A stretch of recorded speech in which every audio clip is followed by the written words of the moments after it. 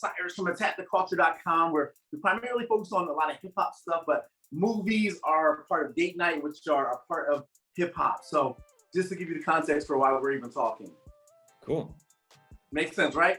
So no, there's so many things I want to throw at you that I'm going to try to squeeze in within the next 4.5 minutes. First and foremost, your directorial debut, we're days away from it. Have you been able to exhale yet, or are you just super overwhelmed with anxiety and excitement?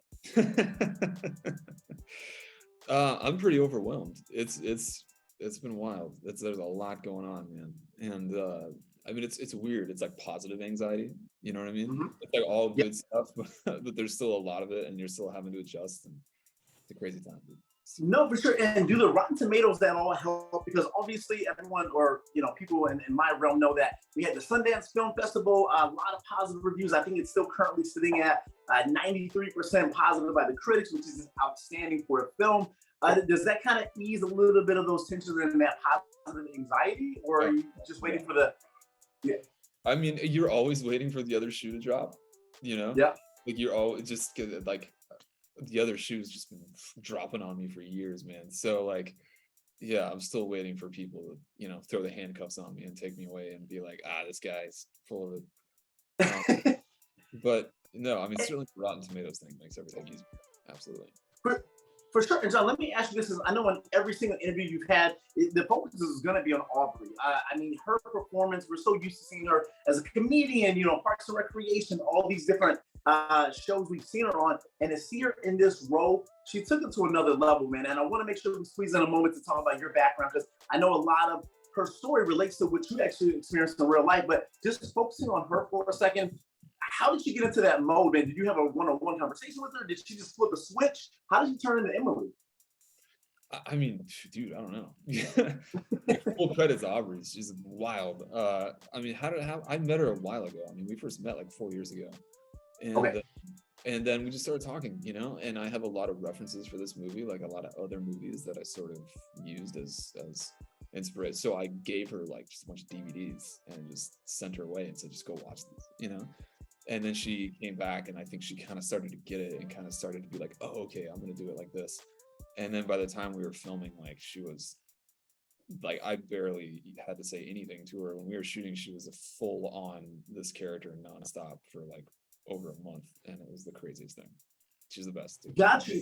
Yeah. And John, how dark did you envision this film, and did it reach that point of darkness? Because, I think what people are going to realize after they've seen it is like, oh my God, student debt is 100% the enemy, fueling this craziness and all of Emily's decisions, man, and this seduction into this criminal world that she gets put into, man. So just kind of focusing on, let's talk about the student debt just real briefly, because I know initially $70,000 sounds crazy, but you experienced $90,000 student debt.